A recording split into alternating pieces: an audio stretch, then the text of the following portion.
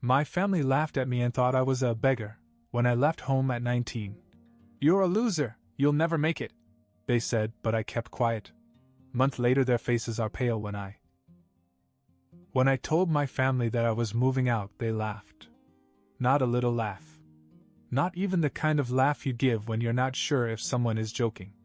No, this was a full-on, uncontrollable laugh, as if I had just said the most ridiculous thing imaginable. My dad leaned back in his chair and shook his head like he couldn't believe my stupidity. My mother smiled, that condescending look she always gave when she thought someone was making a fool of themselves. And my twin sisters? They giggled like they were watching the best comedy special of their lives, whispering to each other between bursts of laughter. Then came the insults. "You're a failure. You won't last a week. You'll come back begging like a stray dog. Honestly, it's a relief you're leaving. One less problem for us." I stood there and said nothing. There was no point in arguing. No point in explaining. Nothing I could say would change their minds. They had already decided that I was a joke, and they were enjoying it far too much to stop. It all started at dinner the night before. I had been planning my move for months, working quietly, saving money, setting everything up. I had found a small apartment across town in actual city, not that miserable little town where everyone stayed trapped in the same cycle, never doing anything with their lives. I didn't need their help. I didn't need their support.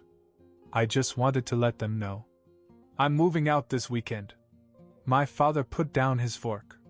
He didn't speak right away, just stared at me as if I had just confessed to some heinous crime.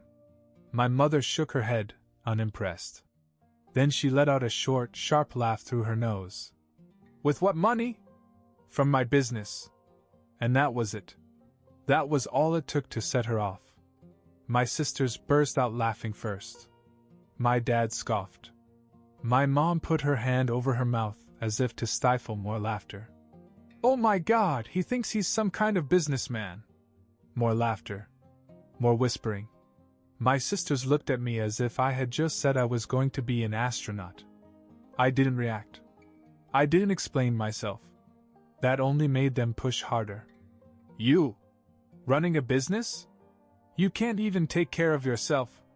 You'll be homeless in a month. People like you don't make it. You're not smart enough. Let's see how long it takes you to come crawling back." For the next 2 days, they made sure to remind me how much they didn't believe in me. My father sighed and shook his head every time he walked by my half-packed bags. My mom made sarcastic comments about how I should take pictures of my apartment so I'd remember it when I got evicted. My sisters? They were whispering and giggling nonstop, looking at me like I was the biggest joke they had ever seen. It was pathetic, really. They acted like I had announced something crazy, like I was running off to join a cult or live in the woods. I was just moving to a different part of town. But to them, the idea of me succeeding on my own was the funniest thing in the world. I didn't argue. I didn't defend myself. I didn't explain. And then the day came. I packed my things, grabbed my keys, and walked out. No big speech. No dramatic exit. No last words. They didn't even say goodbye. The first thing I felt when I left was silence. Not the uncomfortable kind. Not the silence that comes when you don't know what to do next. No, this was the best silence I had ever experienced. No sarcastic comments from my mother. No sighs from my father. No giggles from my sisters. Just me, my packed car, and the road ahead. I moved into a small apartment in the city, not fancy, but clean and mine. It was strange at first, being in a place where no one rolled their eyes at me when I spoke. I could breathe. I could think. I wasn't afraid. I had my business. It wasn't huge yet, but it was making money. Dropshipping, buying and selling products without ever touching them. I had spent months setting up my websites, finding suppliers, figuring out how to market. My family never noticed because they never bothered to ask. They thought I was just wasting time on my laptop. But I wasn't wasting time. I was working nonstop. Morning to night. Every single day. I barely left my apartment unless I had to. Orders began to come in. Then more. Then more. And then, a month later, I did something for myself. I bought a car. Not just any car, a brand new 2024 Toyota Camry. It wasn't some crazy sports car, but it was mine. It was new. It was proof. I took a picture of it, posted it online, and wrote a simple caption. Hard work pays off. Congratulations on my new ride! That was it. Nothing flashy, nothing pretentious. Just something for myself. 30 minutes later, my phone exploded. Missed calls. Messages. Notifications. My sisters. My mom. Even my dad. Is this a joke? Where did you get the money? You're lying. There's no way you bought this. I smiled at my phone. I answered a call from one of my sisters. It's real, I said. I bought it myself. That was probably my mistake. Because the moment they realized I had money, they suddenly remembered I existed. My mom called right after that. This time her tone was different. Sweeter. Almost too sweet. We were just talking about you, she said. You know, we really miss you. It's been too long.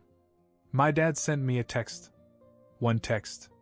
The same man who hadn't said a single nice thing to me in years suddenly wanted to check in.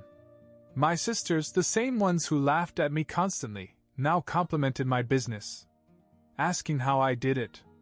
Saying they were proud of me. I knew exactly where this was going. And I was right.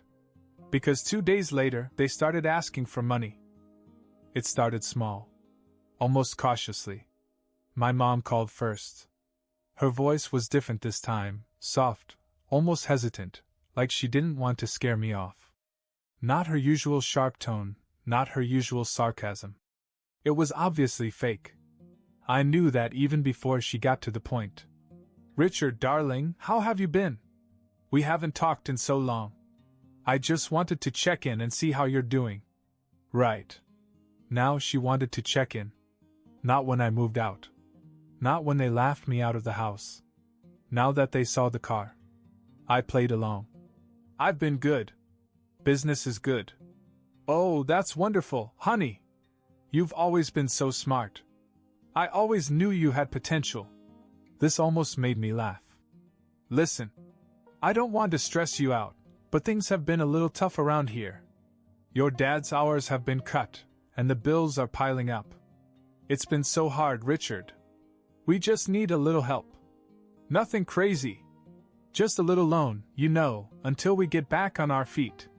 There it was. The real reason she was calling. I didn't answer right away, so she continued. You're doing so well now, and $2,000 isn't much to you, is it? I mean, with your new car and everything. I almost said it out loud, oh, so I have money now? But I held my tongue. I knew what was happening. I had seen it before.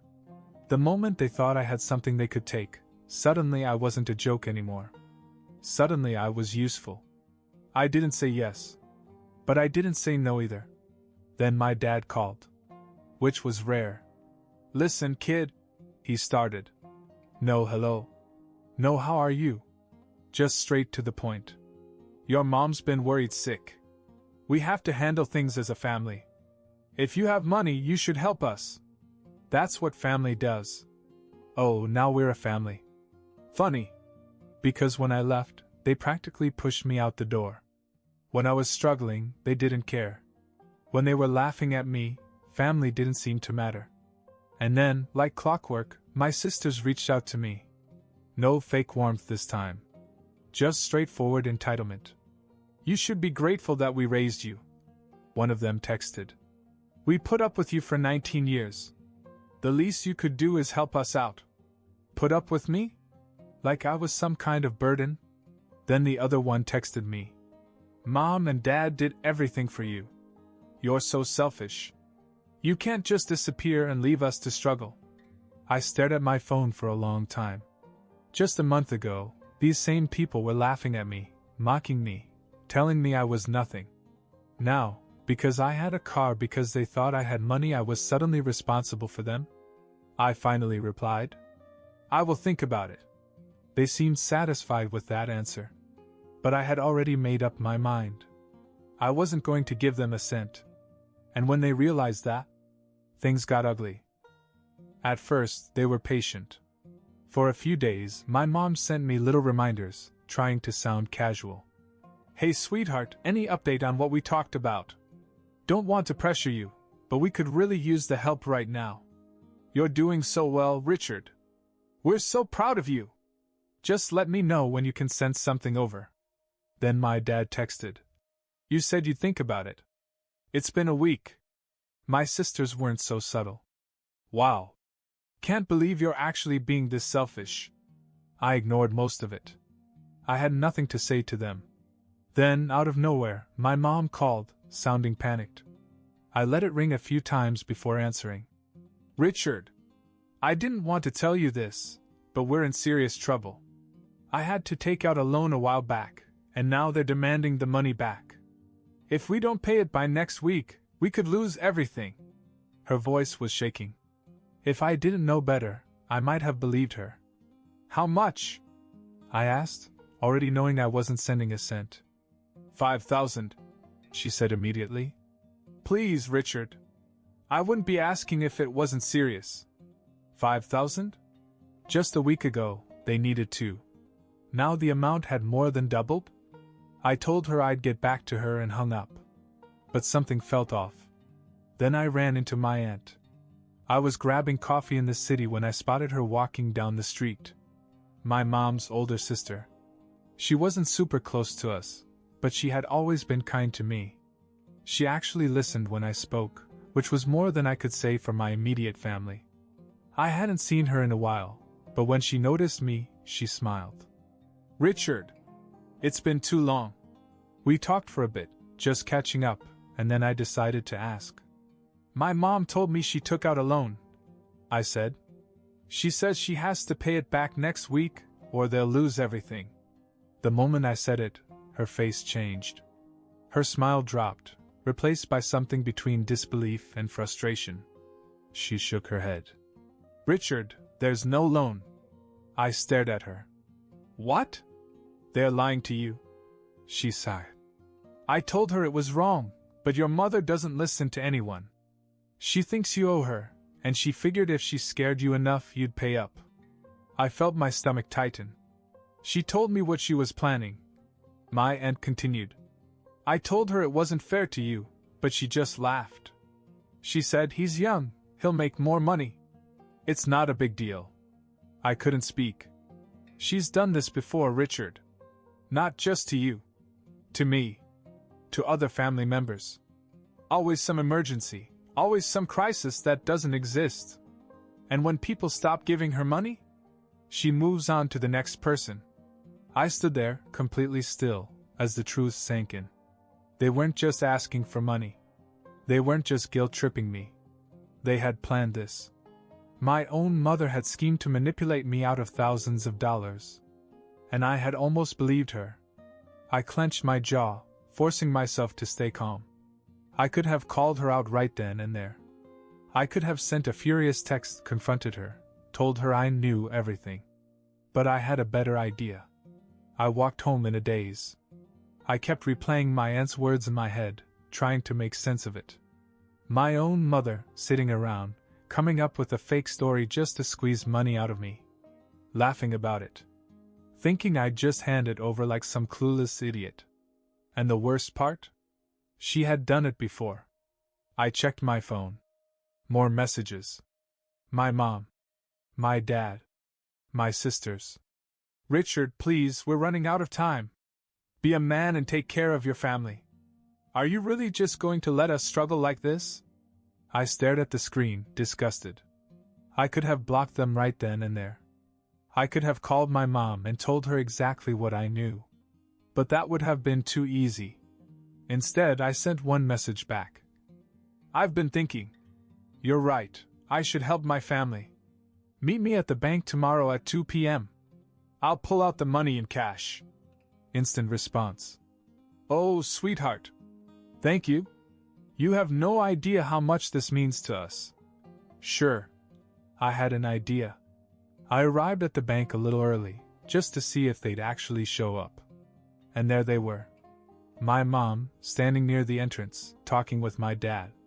My sisters were there, too, looking way too excited for people who were supposedly in financial crisis. I stayed in my car for a moment, just watching them. They weren't stressed. They weren't desperate. They looked happy.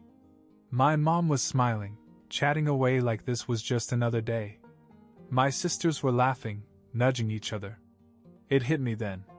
They had probably already planned how they'd spend the money. My mom would pay for her little luxuries. My dad would go back to doing nothing.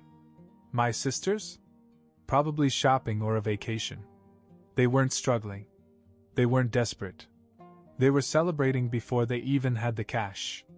I exhaled slowly. Then I stepped out of the car. The moment they saw me, my mom's face lit up.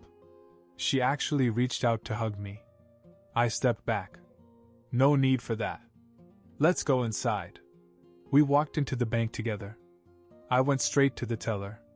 My mom stood close, like she was afraid I'd change my mind at the last second. I smiled at the teller. "Hi, I'd like to check my balance, please." My mom's smile twitched. Richard, just withdraw the money." "1 second, Mom." I leaned on the counter casually. "Actually, can you tell me if there's a loan under my mother's name? Just curious." Silence. My mom froze. The teller glanced at her, then back at me. "A loan?" I turned to my mom, tilting my head. "Yeah, Mom. The one you told me about. The one you desperately need to pay back before next week." She looked like she had been slapped. My dad cleared his throat. "Richard, this isn't necessary." "Oh, but it is." I cut him off, looking back at the teller. "Go ahead and check." My mom grabbed my arm. "We're leaving." I pulled away. "No. We're not." My sisters weren't laughing anymore. They just stood there, stiff, looking between each other. The teller clicked a few buttons, then shook her head. "No loan under this name." Silence. I turned back to my mother. "That's weird. Because you told me there was." She opened her mouth, but nothing came out. My dad wouldn't even look at me. My sisters stepped back, like they wanted no part of this. I took out my phone, opened my aunt's message, and held it up. "You lied to me," I said, voice calm. "You've been lying to me. And you've done it before." She panicked. "Richard, I was going to explain." I laughed. A real, genuine laugh. "Explain? What exactly were you going to explain? How you were planning to steal from me? How you were laughing about it behind my back?" My dad finally looked at me. "We're your family." "No," I said. "You're just people who happened to raise me." Then I turned around and walked out. I didn't wait to hear what they had to say. I didn't need to. I had already won. Later that night, they blew up my phone. Calls. Voicemails. Texts. "Richard, we were just scared.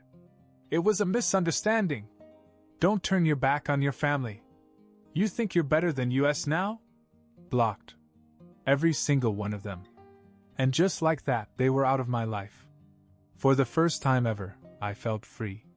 But I wasn't done yet. Because I had one last move to make. Cutting them off wasn't enough. I knew my family. Blocking them wouldn't stop them forever. They'd find new ways to get to me, new sob stories, new fake emergencies, new ways to guilt trip me. So, I decided to end it once and for all. I was going to make sure they never asked me for a single thing again. And I had the perfect plan. A week later, I unblocked them. Just long enough to send one message. "Family is everything. I've been thinking, and I want to make things right. Life is too short for grudges. Let's start fresh. My treat." Then I attached 4 plane tickets to a luxury resort in the Caribbean. First class. All expenses paid. I didn't even have to wait for a response. Within minutes, my mom was calling. "Oh, sweetheart, we knew you'd come around. We've missed you so much." "Sure, Mom. I told them to meet me at the airport in 2 weeks. I'd handle everything. They just had to show up. They bought it instantly. My dad even texted me, acting like he had never tried to scam me. Proud of you, son. This means a lot. My sisters? Suddenly, they were my biggest fans. We knew you weren't selfish. Can't wait. It was actually pathetic how quickly they changed. I booked myself a Rio vacation, somewhere completely different. Then I sat back and waited. The day arrived. I was already relaxing by the beach on my actual vacation when the texts started coming in. At first, they were excited. Just got to the airport. This is going to be amazing. Where are you? I didn't reply. Then, about an hour later. Richard. What's going on? Another hour. They're saying the tickets aren't real. What did you do? Then, the angry calls started. They had shown up at the airport, bags packed, dressed for a luxury getaway. They went to check in, only to find out the tickets weren't real. Not fake. Cancelled. Because I had booked them. And then refunded every single one.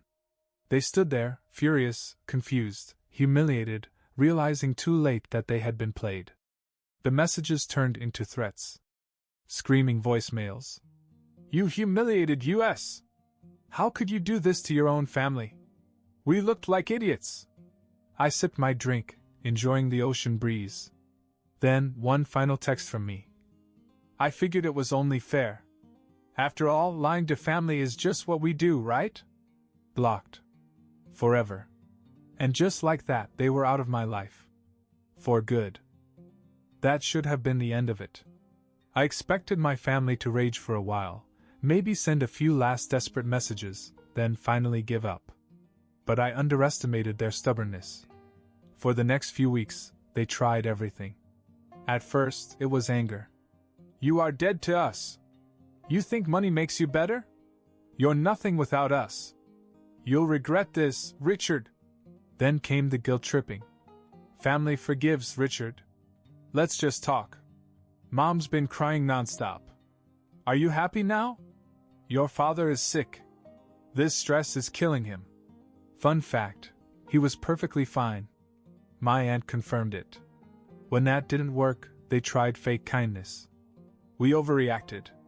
We miss you. Let's start fresh. Let's put all of this behind us. We're still family.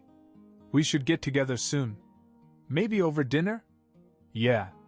No thanks. I ignored everything. No response. No engagement. Nothing. Eventually, they stopped. And for the first time in my life, I felt truly free. Months passed. My business kept growing. I moved into a better apartment. Bought an even nicer car. Life was good. Then, one day, I got a message from an unknown number. At first, I almost deleted it without reading. But something told me to check. It was from my youngest cousin. Hey, Richard. I know we haven't talked in a while, but I thought you should know. Your parents have been telling everyone that you stole from them and abandoned the family. I blinked. Excuse me? I called my aunt immediately. She sighed like she had been expecting it. Yeah, they've been going around telling this whole story about how you scammed them and left them penniless. It's ridiculous. I laughed. And people actually believe that? Not really. Most of the family knows what they're like. But they're definitely trying to make you the villain. Unbelievable. Even after everything, they still couldn't accept that I had outplayed them. That I had escaped. That I had won. I could have confronted them. I could have sent a message, called them out, exposed their lies. But then I thought about it, and smiled. They could tell whatever story they wanted. They could play the victims, spread whatever pathetic rumors helped them sleep at night. Because it didn't matter. I had what they would never have, freedom. And no lie, no rumor, no amount of manipulation could ever take that away from me. I never spoke to them again. Not once. Years later, I heard from my aunt that my parents had dug themselves into debt. My dad lost his job. My mom burned through whatever money they had left. My sisters? One was still living at home, and the other was barely scraping by. They had spent so much time scheming and manipulating that they never actually built anything for themselves. And me? I was thriving. I had a real life. A real career. Real success. And the best part? I didn't owe them a damn thing. So, in the end, I got the last laugh.